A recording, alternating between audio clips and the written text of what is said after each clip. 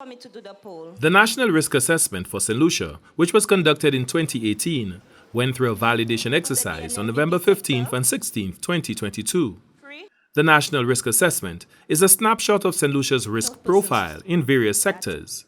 Juliana Alfred is the Permanent Secretary in the Attorney General's Chambers. A lot has happened, including the publication of Saint Lucia's Mutual Evaluation Report in 2021. And in that report, a few deficiencies were highlighted, things that Saint Lucia has to address. One of the key elements is, of course, updating our national risk assessment, which is why you are here. But there are also critical things that we have to address as a country to ensure that we are removed off enhanced follow-up, which is where we are at now. Over the past year, the Attorney General's Chambers and the Anti-Money Laundering Committee have undertaken legislative changes and implemented policies geared at addressing identified gaps cited in Saint Lucia's Mutual Evaluation Report.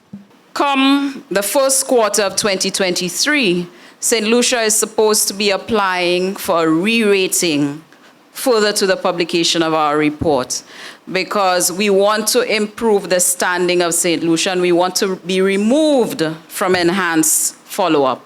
Various stakeholders from the public and private sectors were engaged for a two-day workshop on de-risking, reputational risk, and the economic impact if Saint Lucia fails to address its deficiencies.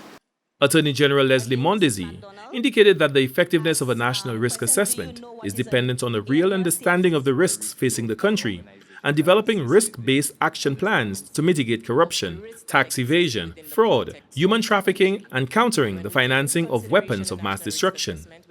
A national risk assessment enables us, one, to better understand the dimensions and sources of the proceeds of financial crime and better identify methods and trends of money laundering and terrorist proliferation financing. Two, to better understand the weaknesses of the anti-money laundering system and the combating the financing of terrorism and factors that may render us vulnerable. Three, to identify vulnerabilities of Saint Lucia's financial sector and non-financial sector, along with weaknesses related to the operations of Saint Lucia's Financial Intelligence Unit, law enforcement authorities, and the financial sector supervisors. Four, to allow government to target resources to areas of higher risk or greater vulnerabilities. The Attorney General added that pursuant to the publication of Saint Lucia's Mutual Evaluation Report in January 2021, Saint Lucia was placed under the enhanced follow-up process, having 8 or more non-compliant or partially compliant ratings for technical compliance, and a low or moderate level of effectiveness for 7 or more of the 11 effectiveness outcomes. The NAMLOC Committee, National Anti-Money Laundering Committee, made a presentation to Cabinet to brief the Cabinet as to exactly what the fourth round mutual CFATF mutual evaluation process is all about, and to let Cabinet know the way forward, how we deal with this particular issues. The dynamic and constantly changing international landscape brings with it new risks, threats, and new recommendations to reduce the vulnerabilities of small island developing states. So we constantly have to be evolving and stay on top of the trends in terms of what the new threats are. So for example, terrorism financing, that wasn't there before. And now it's something we need to focus on. Proliferation financing, another issue that we need to focus on. Alfred added that the penalty for non-compliance can cripple a country's economy.